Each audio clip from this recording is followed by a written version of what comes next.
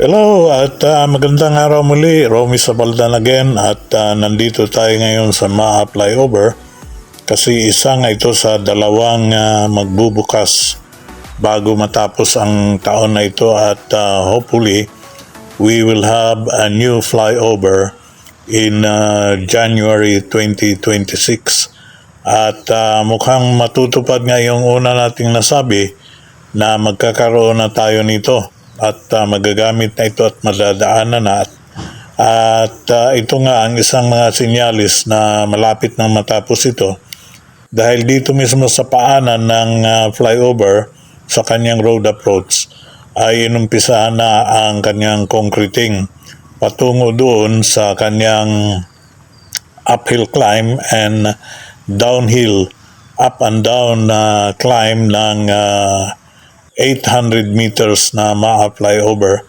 Nandito pa yung mga naglalakihang mga heavy equipment para tutulong sa mga bubuhatin na hindi kaya ng mga maliliit na mga heavy equipment.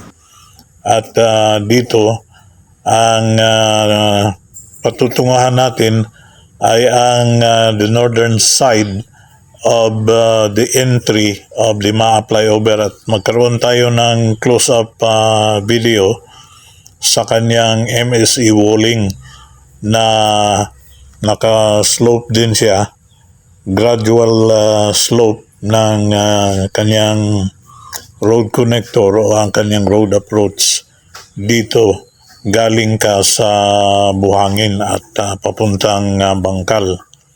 At ito yung palabas na at papuntang meron din tayong sa unahan, meron din tayong MAA bypass road papuntang Tulay doon sa kuan. At ito ang makikita natin, pasensya na kayo sa kuha natin dahil palubog na yung araw, hapon ito, palubog na ang araw at naka backlight ang kuha natin. Yan o. At dito nag-relax ang trabaho sa oras na ito. At ang makikita natin dito ay pataas na nga ng pataas ang kanyang MSE walling.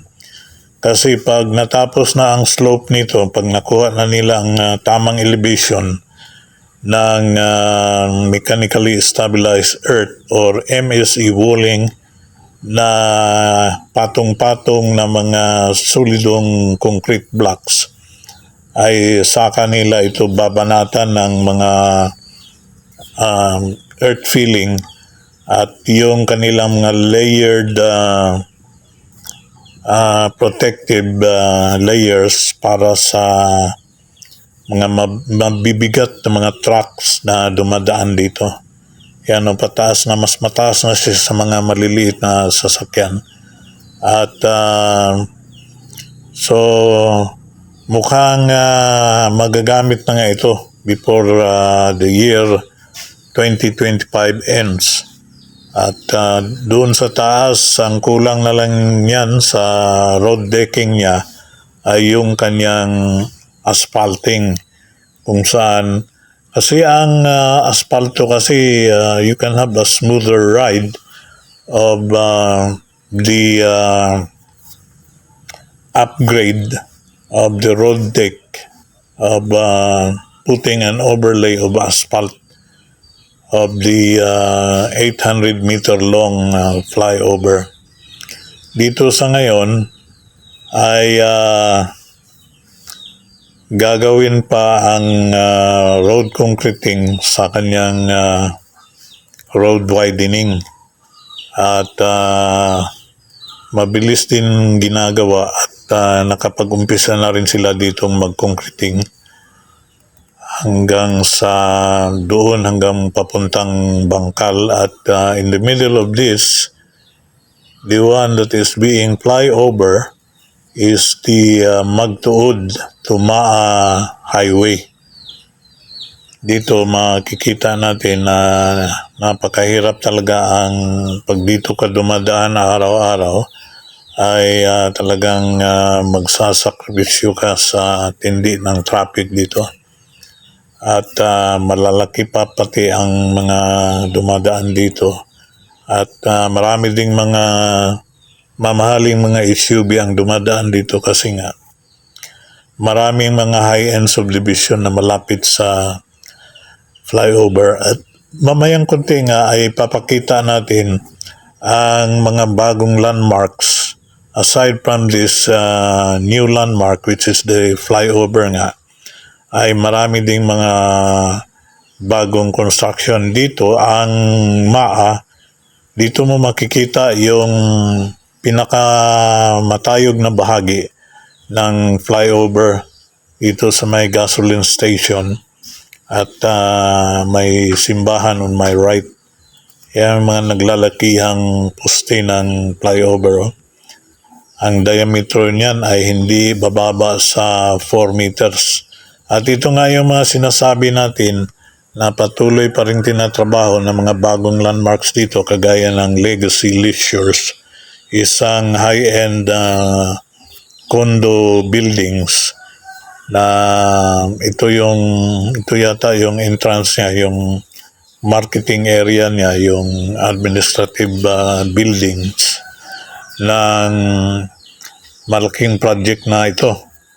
At malapit na rin matapos ito. Mga 15 stories. Hindi siya, high-rise na rin siya pero hindi masyadong matayog kagaya ng iba na umaabot na ng 30 meters or 30 stories. Yan yung mga crane towers niya na nagpapabilis din sa trabaho ng mga naglalakihang building na ito. At ang isang matutunghayan din natin sa video update na ito ay ang isang bago at magandang landmark. Mga sobra 1 kilometro bago pa makaabot doon sa flyover. Ito mas malapit itong Legacy Leisures. Mas malapit ito, mga 600 meters lang ito to the flyover. Itong bagong ginagawang magandang building na ito na nagandahan ako sa design niya at maituturing mo na rin siyang isang bago at magandang landmark dito sa MAA. Kagaya ng dito umusbong rin ang maraming mga negosyo dahil nga ay ito ang sinasabi kong isang bagong landmark din, isang simbahan na ang ganitong design ay nag-iisa ito. So dito yan sa MAA, sa mismong sentro ng barangay MAA. At yan yung tinatawag na Mormon Temple. Iisang templo lang ginagawa na kagaya nito. So, gumaganda na rin ang barangay MAA dahil maraming mga construction vertical at saka horizontal. At ang susunod nating ipapakita ay yung mauunang buksan na napakalaking project din.